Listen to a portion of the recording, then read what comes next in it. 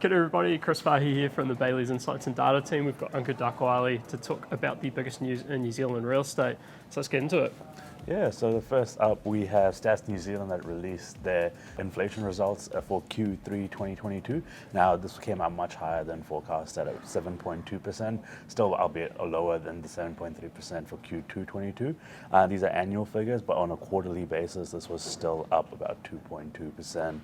The OCR is currently sitting at 3.5%, and with this news, major banks are predicting that the OCR will rise about circa 5% by May 2023. And now we can expect this to add some further headwinds to the property market.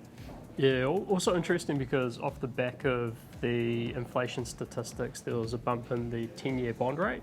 So in the wholesale financial markets, the 10-year government bond rate bumped up from an average of 4.46 last week to around 4.6% after the announcement, and that suggests that the level of inflation was higher than what the market was expecting.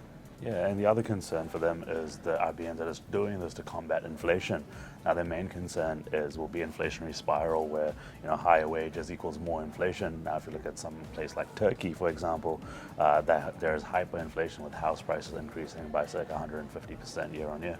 Yeah, it's interesting because at the moment the inflation discussion's been focused into interest rates, so boosting interest rates, which obviously is not helpful for asset values. But I guess the big picture is whether we start to kick into more of an inflationary spiral, because I think if you went back to the prior RBNZ release, they were expecting inflation to sort of shoot up and then shoot straight down, whereas the latest figures sort of suggest it's a little bit more persistent. So yeah, interesting times.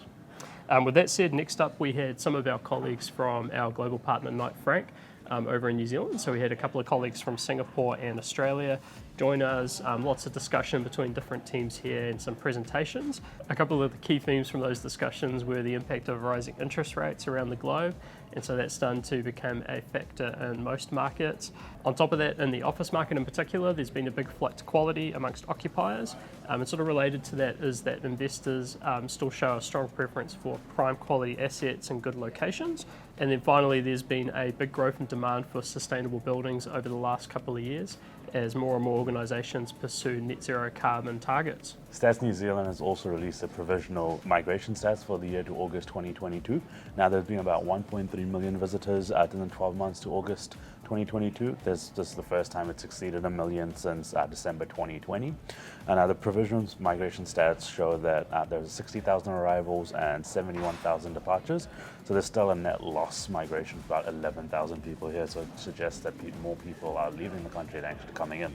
Next up, there's been an announcement that there's a multi-billion-dollar mixed-use development being planned in Mt Albert. So this is being progressed by a partnership between Maratuahu and Ockham Residential. So it's located next to the Unitec campus and the old Carrington Hospital. It's a project that's going to comprise more than 40 new apartment buildings, totaling more than 3,000 homes. It is a long-term project, so it'll take 10 or 15 years to progress, but they're looking to start at the Point Chevalier end of the overall property holdings. So super exciting for that part of the Auckland market. Next up, we have 3 housing projects that have been consented as part of the government's fast-track consenting process. First one is Glen Panel in Ladies Mile, which is the Te Putahi in Queenstown. This is near Lake Hayes, and the site will be redeveloped into 748 homes.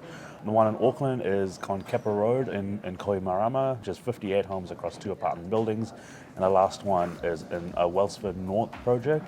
Now this is a medium density subdivision that will enable 85 homes. Next up, our global partner Knight Frank has launched their Australian Prime Residential Review for Q3 2022, and so this tracks the top 5% of housing in the Australian market.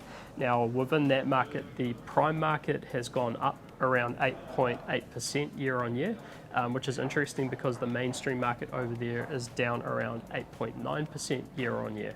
So it's quite interesting because they're seeing effectively a 2-step market over there, with the upper end of the market remaining resilient, prices even going up, whereas the mainstream market is starting to calm. We're seeing similar themes in New Zealand with the top end of the market still remaining more resilient than the lower end of the market. Knight Frank have also launched their UK Seniors Housing Annual Review.